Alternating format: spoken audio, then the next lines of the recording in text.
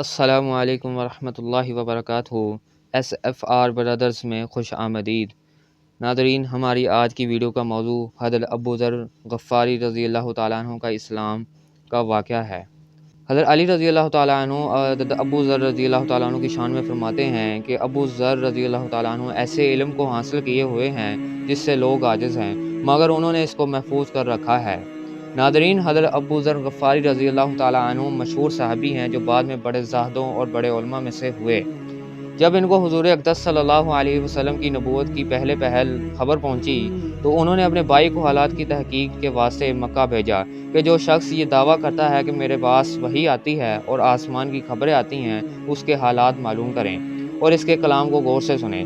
وہ مکہ مکرمہ آئے اور حالات معلوم کرنے کے بعد اپنے بھائی سے جا کر کہا کہ میں نے ان کو اچھی عادتوں اور عمدہ اخلاق کا حکم کرتے دیکھا اور ایک ایسا کلام سنا جو نہ شعر ہے نہ کہانوں کا کلام ہے۔ ابو ذر رضی اللہ تعالیٰ عنہ کی اس بات سے متفق نہ ہوئے تو خود سامان سفر کیا اور مکہ پہنچے اور سیدھے مسجد حرام میں گئے۔ حضور صلی اللہ علیہ وسلم کو پہچانتے نہیں تھے اور کسی سے پوچھنا مصلحت کے خلاف سمجھا۔ شام تک اسی حال میں رہے۔ شام کو حضرت علی رضی اللہ تعالیٰ عنہ نے دیکھا کہ ایک پردیسی مسافر ہے۔ مسافروں کی، غریبوں کی، پردیسیوں کی خبر گیری، ان کی ضرورتوں کا پورا کرنا ان حضرات کی کٹھی میں پڑا ہوا تھا، اس لیے ان کو اپنے گھر لے آئے، میزبانی فرمائی، لیکن اس کے پوچھنے کی کچھ ضرورت نہ سمجھی کہ کون ہو، کیوں آئے۔ مسافر نے بھی کچھ ظاہر نہ کیا۔ صبح کو پھر مسجد میں آ گئے اور دن بھر اسی حال میں گزرا کہ خود پتہ نہ چلا اور دریافت کسی سے کیا نہیں۔ غالباً اس کی وجہ یہ ہوگی کہ حضور اقدس صلی اللہ علیہ وسلم کے ساتھ دشمنی کے قصے بہت مشہور تھے۔ آپ کو اور آپ کے ملنے والوں کو ہر طرح کی تکلیفیں دی جاتی تھیں۔ ان کا خیال ہوا کہ صحیح حال معلوم نہیں ہوگا اور بدگمانی کی وجہ سے مفت کی تکلیف علیحدہ رہی۔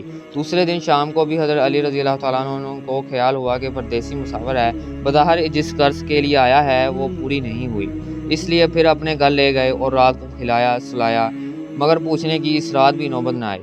تیسری رات کو پھر یہی صورت آئی تو حضرت علی رضی اللہ تعالیٰ عنہ نے دریافت کیا کہ تم کس کام آئے ہو، کیا غرض ہے؟ تو حضرت ابو ذر رضی اللہ تعالیٰ عنہ نے اول ان کو قسم اور عہد و پیمان دیے اس بات کے کہ وہ صحیح بتائیں، اس کے بعد اپنی غرض بتلائی۔ حضرت علی رضی اللہ تعالیٰ عنہ نے فرمایا کہ وہ بے شک اللہ کے رسول ہیں اور صبح کو جب میں جاؤں تو تم میرے ساتھ چلنا، میں وہاں تک پہنچا دوں گا، لیکن مخالفت کا زور ہے، اس لیے راستہ میں اگر مجھے کوئی شخص ایسا ملا جس سے میرے ساتھ چلنے کی وجہ سے تم پر کوئی اندیشہ ہو تو میں پیشاب کرنے لگوں گا یا اپنا جوتا درست کرنے لگوں گا۔ تم سیدھے چلتے رہنا، میرے ساتھ رہنا نہیں جس کی وجہ سے تمہارا ساتھ ہونا معلوم نہ ہو۔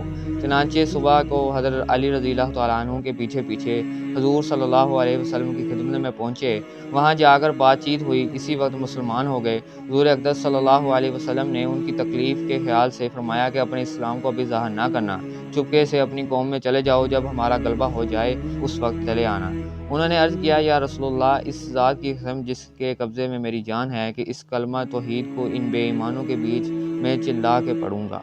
چنانچہ اسی وقت مسجد حرام میں تشریف لے گئے اور بلند آواز سے اشہد ان لا الہ الا اللہ و اشہد ان محمد رسول اللہ پڑھا۔ پھر کیا تھا، چاروں طرف سے لوگ اٹھے اور اس قدر مارا کہ زخمی کر دیا، مرنے کے قریب ہو گئے۔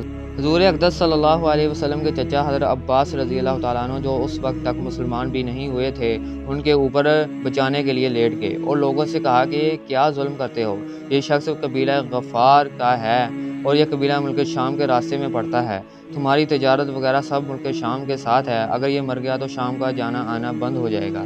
اس پر ان لوگوں کو بھی خیال ہوا کہ ملک شام سے ساری ضرورتیں پوری ہوتی ہیں، وہاں کا راستہ بند ہو جانا مصیبت ہے، اس لیے ان کو چھوڑ دیا۔